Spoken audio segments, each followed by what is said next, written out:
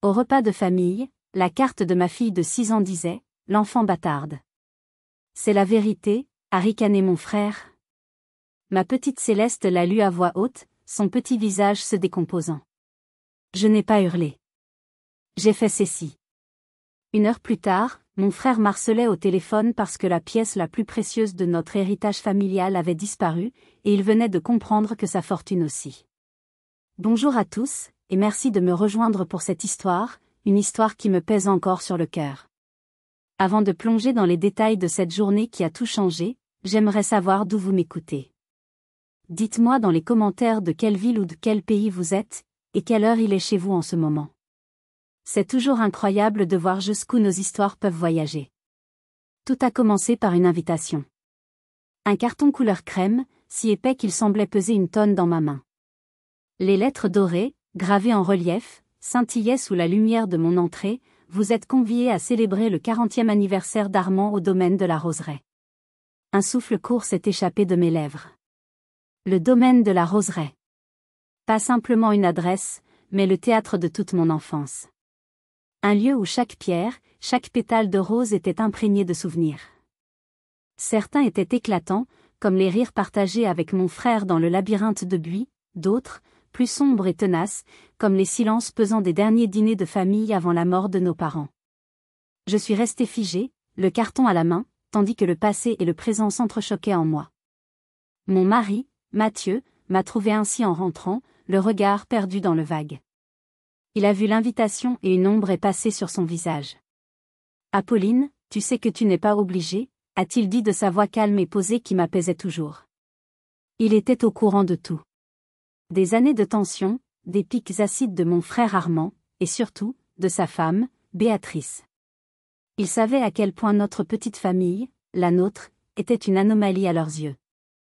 Pour eux, le péché originel que j'avais commis n'était pas pardonnable, avoir eu Céleste, ma merveilleuse fille, avant de le rencontrer.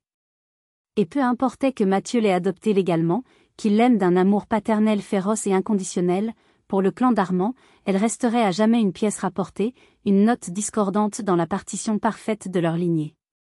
La semaine précédente, Béatrice m'avait appelé. Sa voix, mielleuse comme un bonbon empoisonné, avait détaillé les préparatifs. Ce sera une fête très exclusive, tu comprends. Armand veut être entouré des vrais, de la famille proche. Chaque mot était choisi, pesé, pour me faire sentir que ma présence était une concession. Elle avait ensuite glissé, comme une confidence, tu sais comme la pureté de la lignée est importante pour lui. C'est ce qui fait la force de notre nom. Elle parlait comme si nous étions une dynastie royale, et non une simple famille de province, certes aisée, mais une famille tout de même. Alors, pourquoi ? Pourquoi ne pas avoir jeté ce carton à la poubelle ? La raison, la logique, mon instinct de survie me hurlait de le faire. Mais une autre voix, plus faible, plus ancienne, murmurait dans mon cœur. C'était la voix de la petite fille qui avait adoré son grand frère. Je me suis souvenu d'un après-midi d'été, nous avions peut-être 8 et 12 ans. Je m'étais écorché le genou en tombant du grand chêne. Armand était accouru, m'avait porté sur son dos jusqu'à la maison, me racontant des blagues pour que je ne pleure pas. Où était passé ce garçon ? Je m'accrochais à l'idée insensée qu'il était encore là, quelque part, enseveli sous des couches d'amertume et d'arrogance. Et puis, il y avait Céleste. Je voulais qu'elle ait une chance, même infime, de connaître ses racines, de sentir l'herbe du parc où j'avais grandi, de voir le portrait de son grand-père. C'est pour Céleste, ai-je fini par dire à Mathieu, pour me convaincre moi-même. Je veux qu'elle voie. Nous ne resterons pas longtemps. Juste assez pour l'acte de présence. Il a soupiré, connaissant ma ténacité. Il a caressé ma joue. Je serai là pour vous attendre. Appelle-moi à la seconde où tu veux partir. Son soutien était mon ancre. Je me suis donc préparée pour cette soirée comme on se prépare pour une bataille. J'ai choisi ma robe comme une armure, mon sourire comme un bouclier. J'étais prête à affronter les regards de travers, les compliments à double sens, les silences calculés. J'étais prête pour une escarmouche. Je n'avais pas compris qu'ils avaient préparé un massacre. La route qui serpentait à travers la campagne normande était magnifique en cette fin de journée d'automne. Les arbres se paraient de teintes dorées et pourpres, et une douce lumière rasante caressait les champs. Céleste, assise à l'arrière, chantonnait, impatiente. Elle avait mis sa plus belle robe, d'un bleu qui faisait ressortir l'éclat de ses yeux. « On va voir le grand cheval en bois, maman ? Celui de tes photos, me demanda-t-elle. Mon cœur se serra. Le cheval à bascule de notre enfance avait été vendu aux enchères par Armand, peu après la mort de nos parents. Un premier signe, que je n'avais pas voulu voir à l'époque, de sa capacité à monnayer les souvenirs. Lorsque nous nous sommes engagés dans la longue allée de gravier du domaine, la majesté des lieux m'a de nouveau frappé. Le manoir se dressait fièrement, ses pierres anciennes témoins de siècles d'histoire. Mais la chaleur que j'avais connue enfant avait disparu. Les fenêtres semblaient des yeux vides, et même les célèbres rosiers de ma mère paraissaient fatigués, leurs dernières fleurs pendant lamentablement. Armand nous attendait sur le perron, un verre de champagne à la main. Apolline, enfin, lança-t-il avec une fausse jovialité. Son étreinte fut si brève que je l'ai à peine sentie. Il sentait l'eau de Cologne coûteuse et la déception. Béatrice, moulée dans une robe fourreau, nous a gratifiés d'un sourire qui n'atteignait pas ses yeux. Bonsoir. Céleste, tu as grandi. C'était dit sur un ton qui aurait pu tout aussi bien commenter la météo. À l'intérieur, l'ambiance était feutrée. Des dizaines d'invités, amis et membres éloignés de la famille, discutaient par petits groupes. Le crépitement du feu dans l'immense cheminée et le son du jazz en sourdine ne parvenaient pas à réchauffer l'atmosphère. Chaque fois que nous approchions d'un cercle, les conversations s'arrêtaient net. On nous adressait des hochements de tête polis, quelques « Comment vas-tu » jetés à la va-vite, avant que les regards ne nous fuient. Nous étions une anomalie, une gêne visible dans leur tableau parfait. Céleste, très sensible aux ambiances, arrêta de sautiller et vint se blottir contre moi. Je lui caressai les cheveux, essayant de lui transmettre un calme que je ne ressentais pas. L'humiliation suivante fut plus directe. Béatrice tapa dans ses mains pour attirer l'attention. Pour remercier les plus jeunes d'être venus, nous avons une petite surprise. Elle distribua alors de magnifiques paquets cadeaux aux enfants de nos cousins. J'ai vu des boîtes de Lego, des poupées de collection. Puis, elle s'approcha de Céleste avec un sourire condescendant. Et pour toi aussi, ma petite. Le paquet était minuscule, enveloppé dans un papier publicitaire. Céleste l'ouvrit et découvrit un porte-clés en plastique fluorescent. Dans son innocence, elle ne vit pas l'affront. Elle leva ses grands yeux vers sa tante et dit « Oh, merci Tati Béatrice, il brille dans le noir. » Le sourire de Béatrice s'élargit, et elle me lança un regard lourd de mépris. Le message était clair, voilà la place de ta fille. Celle des babioles sans valeur. Mon sang se glaça. La colère, blanche et pure, menaçait de déborder. C'est alors qu'une voix s'éleva, claire et autoritaire. Quelle délicate attention, Béatrice. Mais je crains que Céleste ne préfère celui-ci. Ma tante Geneviève se tenait là, un grand paquet dans les mains. Elle avait dû voir la scène de loin. Ignorant superbement Béatrice, elle s'agenouilla devant ma fille. Ceci est pour la plus jolie fleur de ce jardin, ma chérie. Céleste déballa le papier et poussa un cri de joie. C'était un coffret de peinture professionnelle, avec des dizaines de tubes de couleurs et de vrais pinceaux. Pour l'artiste que tu es, lui dit ma tante en lui faisant un clin d'œil. Puis, se relevant, elle fixa Armand et Béatrice. Le talent, voyez-vous, est un héritage bien plus précieux que l'argenterie. Il saute parfois une génération. La pique était si directe que Béatrice en perdit son sourire. La présence de ma tante fut une bouffée d'oxygène. Mais je savais que la soirée était loin d'être terminée. Chaque interaction était un chant de mine. Chaque silence était une accusation. Je n'avais pas encore compris que ce n'était qu'un échauffement. Le véritable assaut, le coup qui devait nous mettre à terre, était méticuleusement préparé, attendant son heure, caché derrière un simple morceau de carton blanc posé sur la nappe immaculée de la table de fête. L'appel pour le dîner fut un soulagement. Au moins, à table, l'obligation de circuler et de subir les regards fuyants serait terminée. Le majordome nous guida vers la grande salle à manger, une pièce que j'avais toujours trouvée intimidante. L'immense table en chêne pouvait accueillir 40 personnes. L'argenterie de famille, polie pour l'occasion, brillait sous la lumière dansante des bougies. Mais c'étaient les portraits de nos ancêtres, accrochés au mur lambrissé, qui me mettaient le plus mal à l'aise. Leur regard peint, sévère et figé, semblait nous jauger, nous les descendants, et nous trouver indignes. Un plan de table avait été dressé. De petits cartons chevalets, calligraphiés d'une élégante encre dorée, indiquaient la place de chacun. L'excitation de Céleste revint en un instant. « Je peux chercher mon nom, maman ?» Dis, « Je peux ?» Sa joie était si pure, si contagieuse, que j'ai chassé mes sombres pensées. Après tout, quel mal pouvait-il lui faire maintenant? La placer au bout de la table? À côté d'un vieux cousin sourd? J'étais prête à affronter ce genre de mesquinerie. Vas-y, mon ange. Montre-moi comme tu lis bien. Elle s'élança, faisant le tour de la table avec une énergie débordante. Elle éplait les noms avec application. T-O-N-T-O-N-A-R-M-N-D. T-A-T-I-E-B accent aigu A-T-R-I-C-E. Sa petite voix résonnait dans la pièce. Un semblant de normalité, un instant de grâce. Je la suivais des yeux, un sourire attendri aux lèvres. Mon optimisme idiot reprenait le dessus. Peut-être que le pire était passé. Elle arriva de l'autre côté de la table, près de la place qui m'était attribuée. Je la vis s'arrêter net. Sa course joyeuse freinait d'un coup. Elle pointa un carton du doigt. « Maman, je crois que c'est ma place, dit-elle, mais il y avait une note d'hésitation dans sa voix. Elle se pencha. Son dos se voûta. Elle prit le carton entre son pouce et son index. Je vis son visage de profil.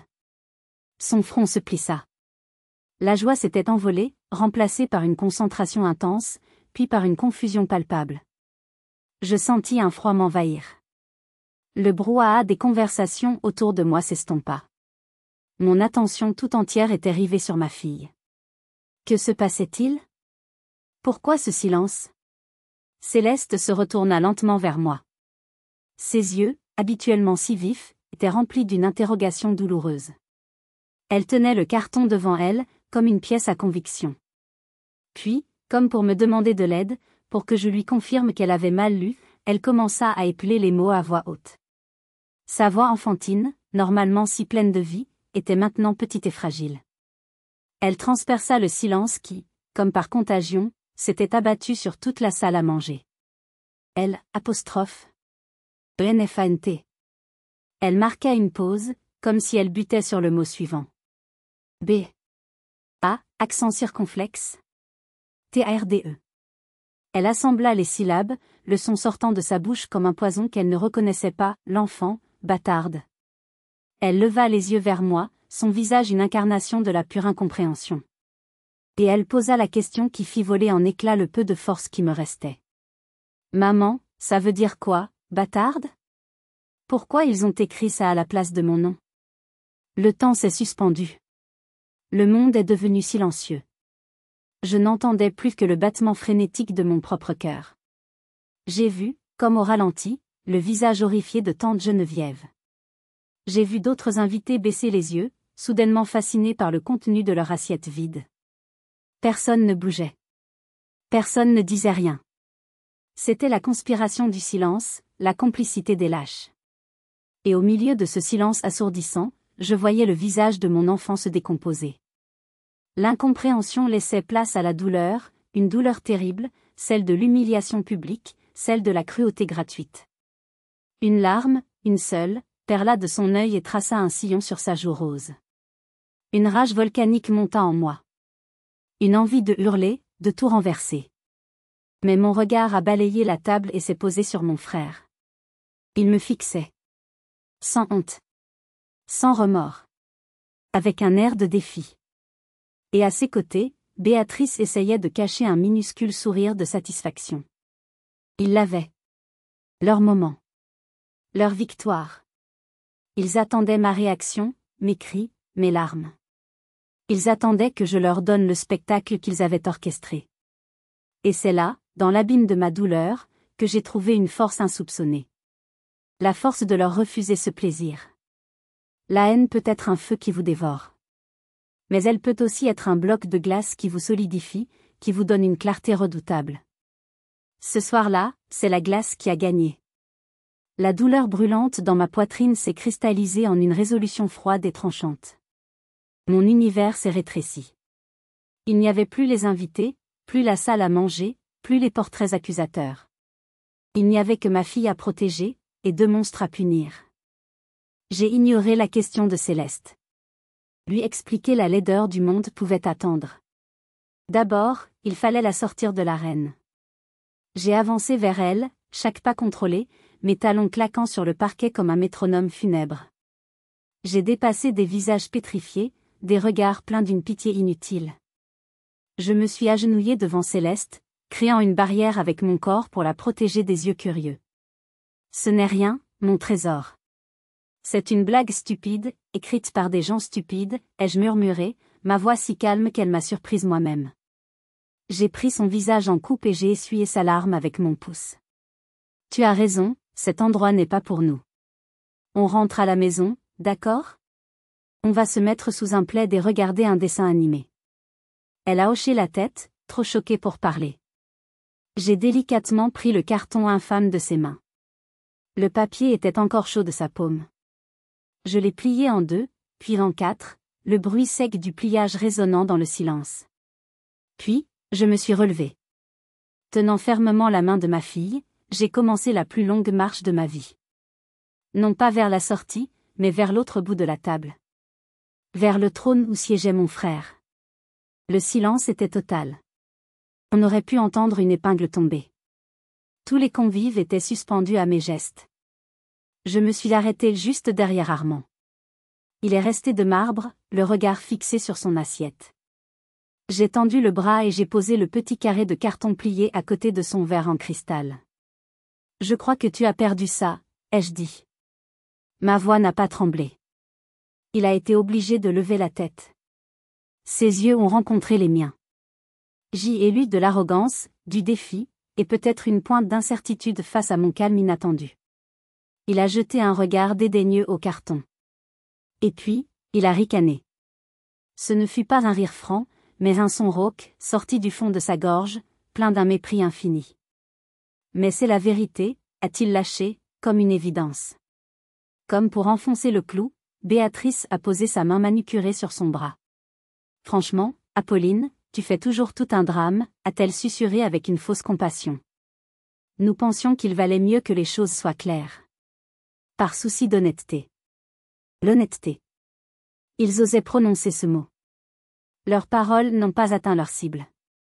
Elles n'ont pas rouvert la blessure, elles l'ont cautérisée.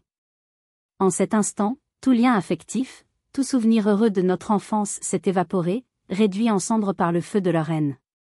L'homme en face de moi n'était plus mon frère. C'était une enveloppe vide, un étranger avec son visage. Je vous le demande, à vous qui m'écoutez. Mettez-vous à ma place, juste une seconde.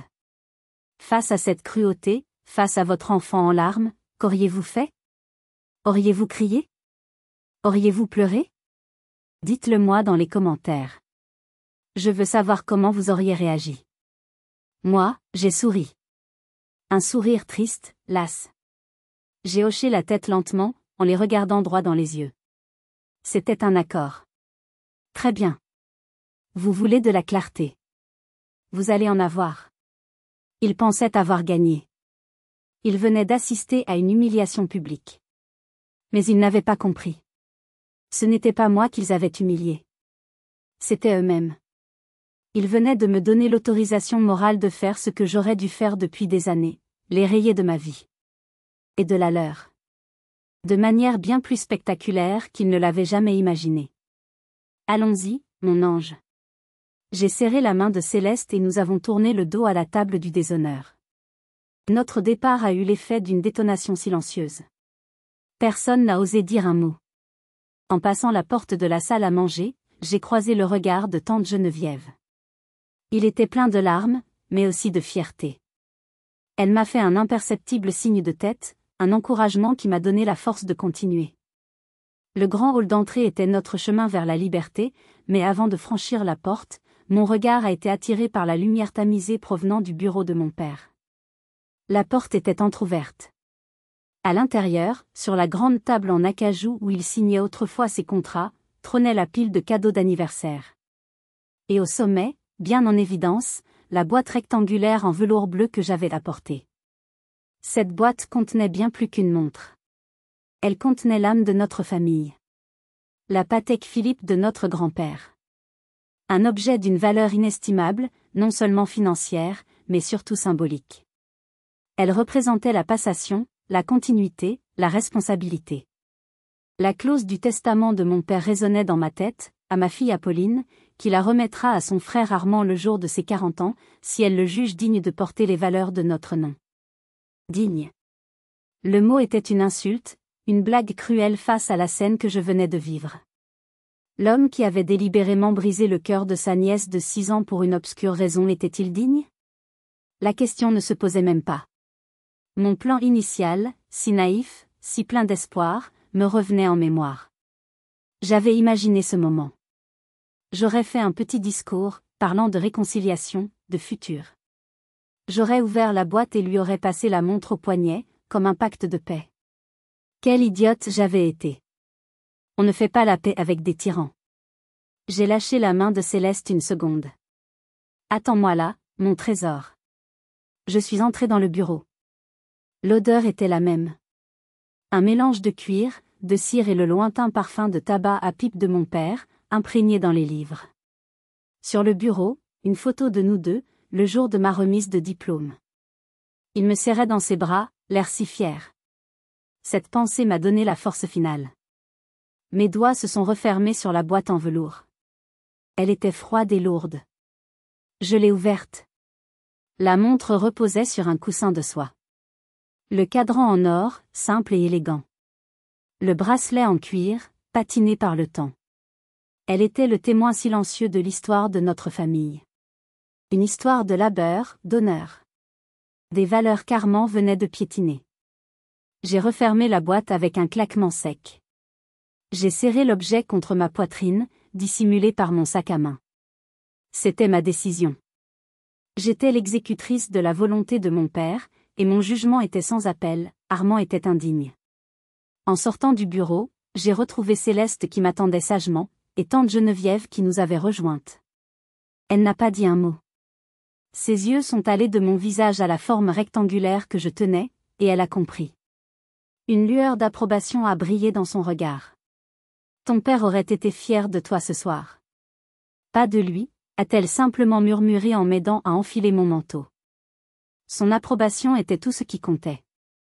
J'ai enveloppé Céleste dans le sien, les prises dans mes bras car ses petites jambes refusaient d'avancer. J'ai ouvert la massive porte d'entrée. L'air frais de la nuit m'a saisi, purifiant mes poumons de l'atmosphère viciée du manoir. Alors que je descendais les marches du perron, je n'ai pas regardé en arrière. J'abandonnais derrière moi une maison, des souvenirs, un frère. Mais je partais avec l'essentiel, ma fille, et l'honneur de notre famille, bien à l'abri dans une boîte en velours bleu. Je pensais avoir simplement récupéré un objet symbolique. Je ne réalisais pas que je venais de désamorcer une bombe financière et de déclencher une guerre dont l'onde de choc allait tout dévaster sur son passage. La portière de la voiture s'est refermée avec un bruit mat, nous isolant enfin du monde extérieur. J'ai verrouillé les portes, un geste instinctif pour créer une forteresse roulante. Dans le rétroviseur, la façade illuminée du manoir s'éloignait, devenant de plus en plus petite, jusqu'à n'être plus qu'un point lumineux avant de disparaître au détour d'un virage. J'ai poussé un soupir qui semblait venir du plus profond de mon âme. Un soupir de soulagement, de tristesse et d'épuisement. C'est là, dans l'intimité de l'habitacle, que Céleste a laissé son chagrin exploser. Les sanglots silencieux se sont transformés en pleurs déchirants. C'était un chagrin pur, total, celui d'une enfant qui vient de découvrir que le monde n'est pas toujours bon, que les gens qu'on devrait aimer peuvent être cruels. Chaque sanglot était une lame qui s'enfonçait dans mon cœur. J'ai roulé sans but sur les routes sombres et sinueuses. La seule chose qui comptait était de mettre de la distance. Puis, entre deux hoquets, la question est tombée, celle que je redoutais, celle qui prouvait à quel point le poison avait été efficace. Maman? Sa voix était à peine un murmure. Qu'est-ce que ça veut dire? Bâtarde? J'ai demandé à l'école une fois et un grand a dit que c'est quand on n'a pas de papa. C'est vrai? C'est pour ça que tonton Armand a écrit ça?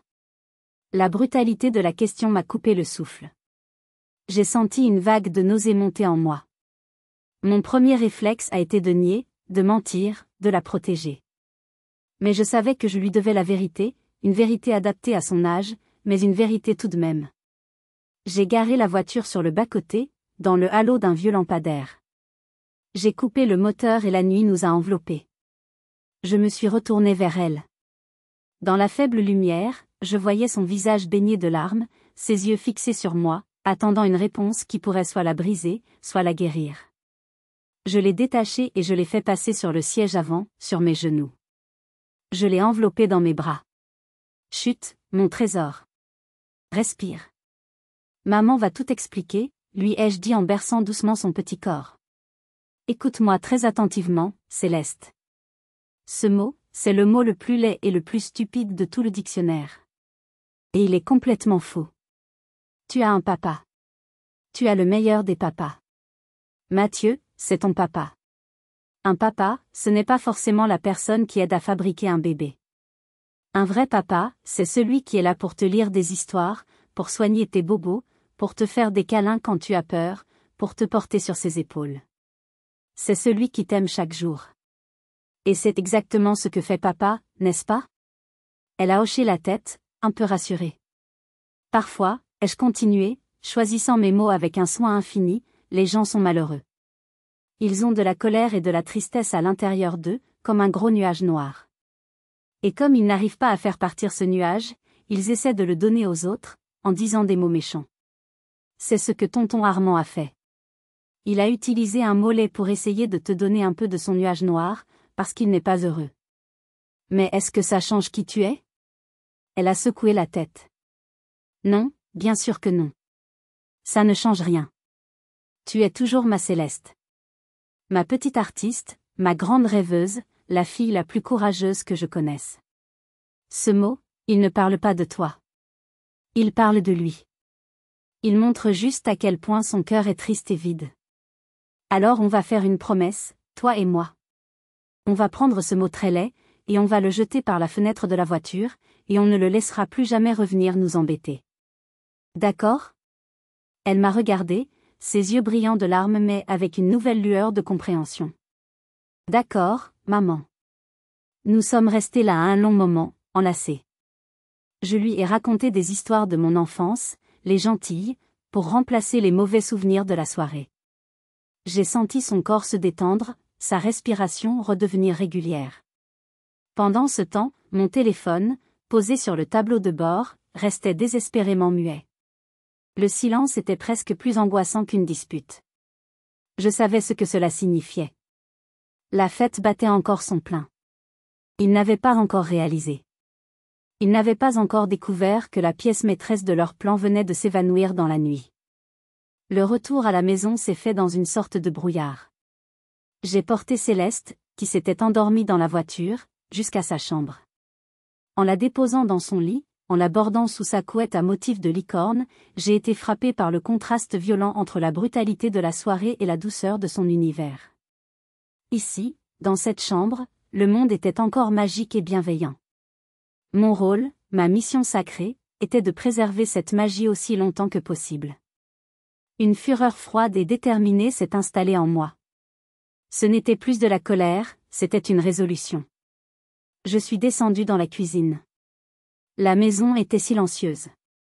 J'ai posé la boîte en velours bleu sur la table en bois, comme une preuve tangible de ma décision. J'ai regardé l'heure, 22h15. J'ai pris mon téléphone. Aucune notification. C'était le calme plat. Je savais que c'était temporaire. J'ai attendu. Je ne savais pas quoi faire d'autre. J'étais trop tendue pour lire, trop agitée pour regarder la télévision. Alors j'ai attendu, assise dans la pénombre, avec pour seule compagnie le tic-tac de l'horloge murale. Tic. Tac. Chaque seconde semblait étirer le temps. 22h37. L'écran s'est allumé d'une lueur agressive. Armand. Mon cœur a sursauté, un réflexe conditionné. J'ai laissé l'appareil vibrer sur la table, sa danse frénétique brisant le silence. J'ai compté les sonneries. 1, 2, 3. 4. 5. Messagerie. J'ai imaginé sa frustration. C'était une petite satisfaction mesquine, mais je l'ai savourée. 22h42. Béatrice. Même scénario. J'ai ignoré l'appel. La pression montait de leur côté. Le dîner devait toucher à sa fin. Les discours, peut-être. Et bientôt, l'apothéose de la soirée, l'ouverture des cadeaux devant les derniers invités. 22h50. Le premier message. d'Armand. Presque désinvolte, mais je pouvais lire l'anxiété entre les lignes. Apolline, je ne trouve pas ton cadeau. Tu ne l'aurais pas déplacé en partant? La comédie. Il voulait que je croie qu'il s'agissait d'un simple égarement. J'ai ricané amèrement. J'ai laissé le message sans réponse. 22h55. Le ton a changé. Armand, sérieusement, Apolline, où est la montre de grand-père? Arrête tes gamineries et réponds. Les gamineries. L'ironie était à pleurer. 23h01. Béatrice a pris le relais, tentant la carte de la fausse gentillesse. Béatrice, Apolline, c'est Béatrice. Armand est très contrarié. Nous ne trouvons pas la montre. Si tu l'as prise sur un coup de tête, ce n'est pas grave, nous pouvons comprendre. Mais s'il te plaît, dis-nous où elle est. C'est très important pour la famille. L'audace. Comprendre. Il ne comprenait rien. 23h10. Armand a perdu patience. Armand, réponds à ce téléphone. Je sais que c'est toi qui la hais. Tu n'as pas le droit. C'est du vol. Les majuscules, les points d'exclamation. La façade commençait à se fissurer. 23h15. Armand, si tu crois que tu vas t'en tirer comme ça, tu te trompes. Tu vas me le payer. Rends cette montre. 23h20. Béatrice, de nouveau, essayant une autre tactique, la culpabilisation. Béatrice, tu es en train de gâcher l'anniversaire de ton frère. Après tout ce qu'il a fait pour toi. Tu devrais avoir honte. Pense à l'image que tu donnes. Les messages se sont enchaînés, un déluge de panique, de colère et de manipulation. C'était fascinant et répugnant à la fois. C'était comme observer des rats pris au piège, se jetant contre les murs de leur propre création. Et au milieu de ce flot d'accusations, pas un mot. Pas un seul petit mot pour demander si Céleste était bien rentrée, si elle allait bien. Leur silence sur ce sujet était plus éloquent que tous leurs cris. Il confirmait ce que je savais déjà, ma fille n'avait été qu'un dommage collatéral dans leur quête avide. Une simple note de bas de page dans leur sordide histoire. Le prochain appel allait m'en expliquer le titre. Si vous êtes arrivé jusqu'ici, laissez un commentaire pour nous dire ce que vous auriez fait à la place d'OP. Vous pouvez aussi écrire simplement le chiffre 1 pour montrer que vous suivez encore. Et dites-nous, vous regardez cette histoire depuis quelle région ou quel pays? Au milieu du harcèlement textuel de mon frère, le téléphone a de nouveau sonné. Mais cette fois, un sentiment de soulagement m'a envahi en voyant le nom qui s'affichait, Tante Geneviève. J'ai décroché avant la fin de la première sonnerie. Apolline? Mon Dieu, ma chérie, ça va? Et la petite? Sa voix, habituellement si posée, était chargée d'une urgence que je ne lui connaissais pas. Nous sommes à la maison, tante. Céleste dort enfin. Mais... Ma voix s'est brisée. C'était un cauchemar. C'est pire que ça, Apolline. C'est une abomination, a-t-elle rétorqué, sa voix dure comme l'acier. Écoute-moi attentivement. Je viens de quitter le domaine. Je ne pouvais plus rester une minute de plus dans cette atmosphère toxique. Ne réponds surtout pas à leurs appels. Ne cède à aucune de leurs menaces. Tu as bien fait de prendre cette montre. Tu as fait la seule chose juste. Son soutien inconditionnel m'a fait monter les larmes aux yeux. Il me harcèle. Il m'accuse de vol. Je ne comprends pas leur acharnement. Oh, mais moi je comprends très bien, m'a-t-elle interrompu. Et tu vas comprendre aussi. Ce n'est pas une question d'honneur familial, ma chérie. C'est une question de survie. La leur.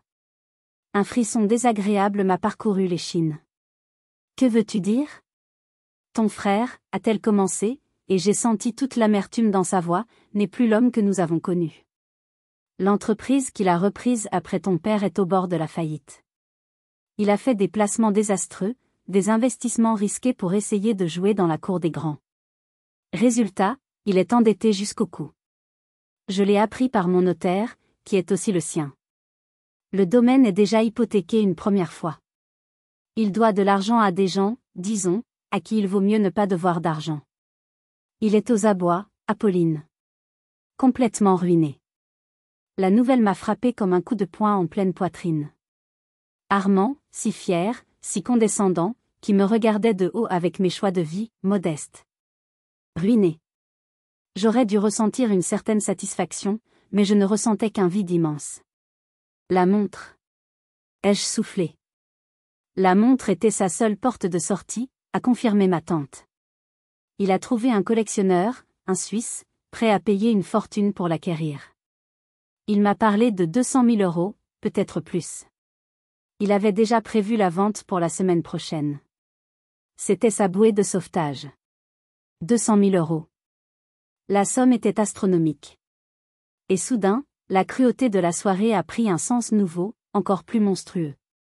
Mais, l'humiliation de Céleste. Pourquoi? Le silence au bout du fil fut bref, mais lourd de dégoût. C'était le plan. Le plan diabolique de Béatrice, pour être précise. Je l'ai surprise tout à l'heure. Elle se vantait auprès d'une de ses amies, pensant que j'étais hors de portée de voix. Elle était si fière de son idée. J'ai retenu mon souffle. Le plan était simple et ignoble, a continué tante Geneviève, sa voix tremblante de colère contenue. Ils savaient que tu ne leur donnerais jamais la montre s'ils te la demandaient gentiment. Alors, ils ont décidé de te pousser à la faute. Leur but était de t'infliger une blessure si profonde, si insupportable, en s'attaquant à Céleste, que tu partirais dans un éclat de fureur. Ils comptaient sur ta réaction de mère blessée. En partant de la sorte, en faisant une scène, tu aurais, à leurs yeux et à ceux de la famille, renié tes liens. Ils auraient pu ensuite clamer que tu étais instable, que tu avais symboliquement abandonné tes droits. Et Armand, en tant que gardien responsable de l'héritage, aurait mis la main sur la montre sans que personne ne puisse contester. Ils voulaient que ta colère serve d'alibi à leur vol. Je n'arrivais pas à respirer. Chaque mot de ma tante était une pelletée de terre sur le cercueil de l'amour que je portais à mon frère. C'était prémédité. Chaque détail. La carte. L'humiliation publique. Tout avait été calculé. Ils n'avaient pas seulement été cruels. Ils avaient été stratégiques dans leur cruauté. Ils avaient utilisé l'amour que je portais à ma fille comme une arme pour me détruire et se sauver. Au moment où cette horrible vérité s'infusait en moi, mon téléphone a vibré. Une nouvelle notification. Un message d'Armand. Mes mains tremblaient tellement que j'ai failli le laisser tomber. Je l'ai ouvert. Et j'ai compris que la nuit était encore loin d'être terminée. Le message s'afficha sur l'écran, ses lettres blanches sur fond noir semblant me narguer. Il était court, précis, et chaque mot était une balle destinée à me mettre à genoux. Si la montre n'est pas revenue au domaine demain avant midi, je te jure sur la tête de nos parents que j'engage la meilleure équipe d'avocats de Paris. Je demanderai une évaluation psychologique complète et je plaiderai pour obtenir un droit de garde partiel sur Céleste. Je dirai au juge que tu es une mère instable et que je m'inquiète pour sa sécurité. Je raconterai tout, Apolline. Ton passé. La dépression. Tes phases artistiques. Tout. Ne me teste pas. J'ai dû m'agripper au plan de travail de la cuisine pour ne pas tomber. L'air semblait s'être retiré de la pièce. Il osait. Après tout ce qu'il avait fait, après avoir orchestré l'humiliation de ma fille, il osait maintenant se poser en sauveur, en oncle inquiet. Il menaçait de prendre mon enfant, de la jeter au milieu d'une bataille juridique sordide, tout ça pour un objet, pour de l'argent. Ton passé. Les mots résonnaient comme une condamnation. Il parlait de la dépression postpartum qui m'avait frappée après la naissance de Céleste. Une période sombre, une vulnérabilité que j'avais partagée avec lui, mon frère, en cherchant du soutien. Et aujourd'hui, il transformait cette confidence en arme, prêt à la déformer, à la salir, à la présenter comme la preuve de mon instabilité. C'était le coup de grâce. La trahison ultime. Utiliser mes blessures les plus intimes contre moi. Menacer mon enfant. Je m'attendais à ressentir une peur panique, à m'effondrer en larmes, à chercher une solution pour apaiser la bête. Mais une chose étrange s'est produite. Au cœur de la tempête, j'ai trouvé un calme absolu. La peur, qui avait été ma compagne pendant tant d'années face à lui, peur de le décevoir, peur du conflit, peur de le perdre, s'est évaporée. Elle a été consumée par une émotion bien plus puissante, plus pure, la fureur d'une mère. Il avait fait une erreur de calcul monumentale. Il pensait que j'étais la même petite sœur fragile qu'il avait toujours connue. Il ne réalisait pas que la maternité m'avait changé, m'avait donné une colonne vertébrale en titane. On ne menace pas les enfants d'une lionne. Tante, ai-je dit au téléphone, ma voix soudainement claire et dure. Je te rappelle plus tard. Je dois régler ça. J'ai raccroché avant même qu'elle puisse répondre. Je suis restée debout, dans le silence, et pour la première fois, j'ai vu la situation avec une clarté totale. Il n'y avait plus de place pour le doute, pour la nostalgie, pour l'espoir d'une réconciliation. La guerre était déclarée, et il venait de me donner toutes les armes dont j'avais besoin. J'ai pensé à toutes les années où j'avais accepté ses critiques sur mes choix de vie, sur mon mari, sur mon travail. Toutes les fois où j'avais minimisé sa méchanceté en me disant qu'il était stressé. Toutes les fois où j'avais fait le premier pas après une dispute. J'avais entretenu une illusion. L'illusion d'une relation fraternelle qui n'existait plus depuis longtemps.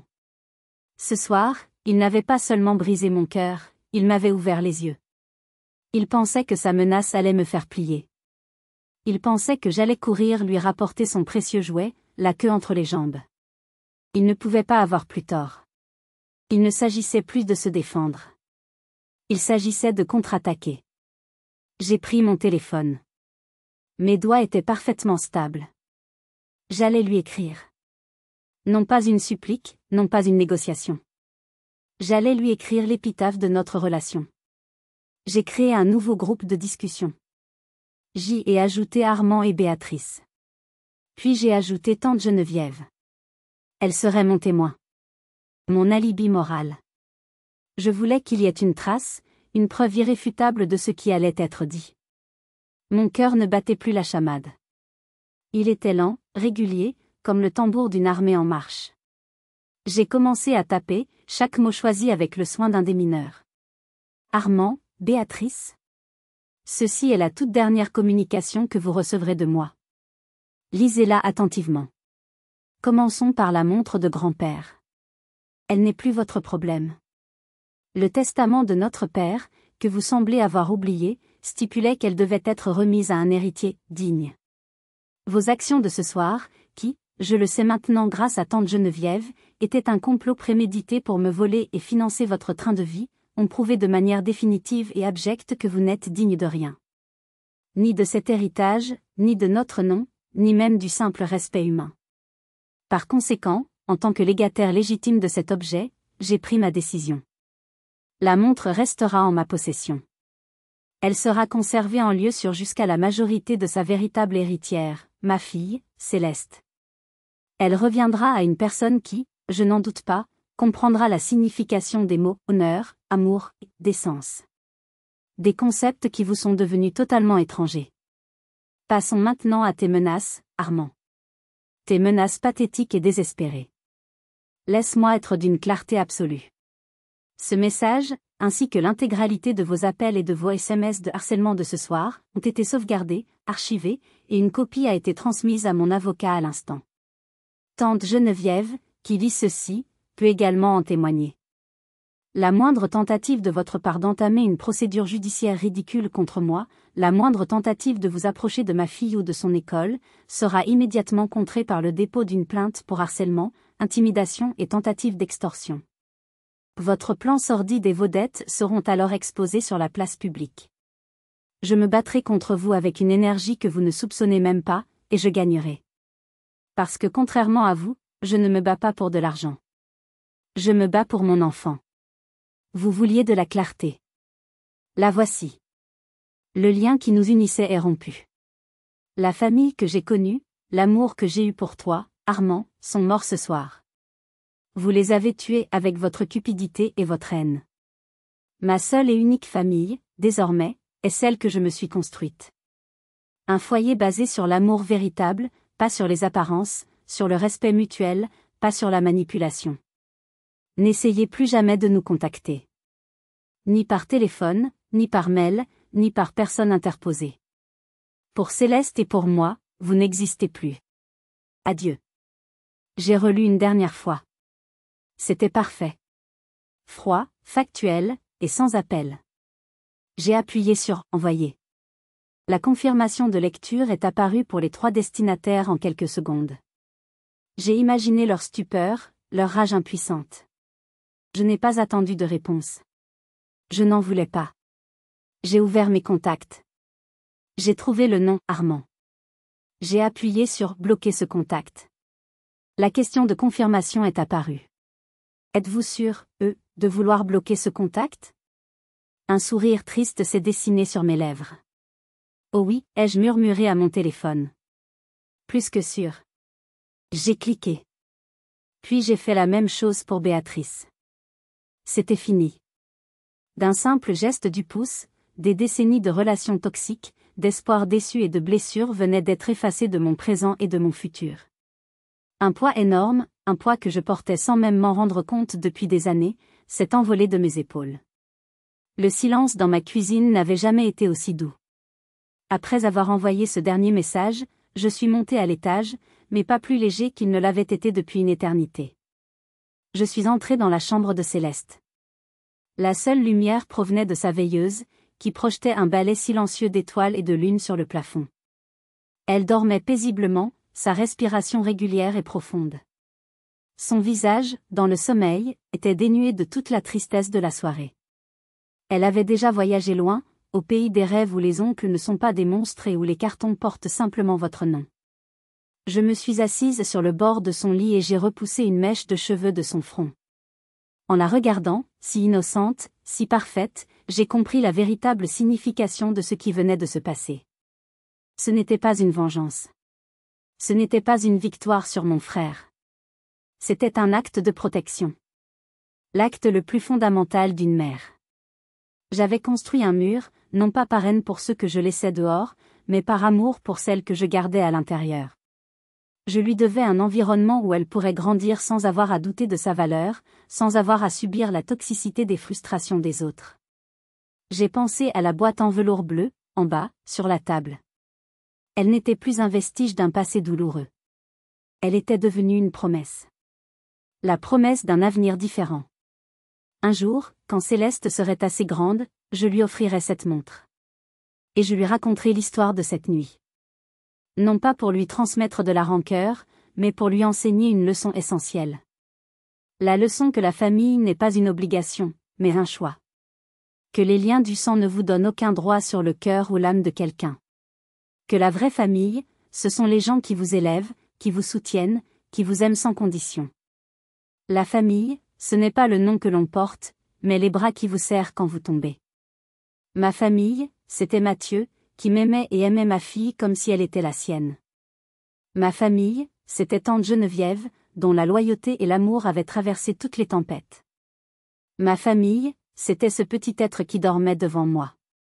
C'était ça, mon véritable héritage. Un héritage de cœur, bien plus précieux que l'or et les diamants.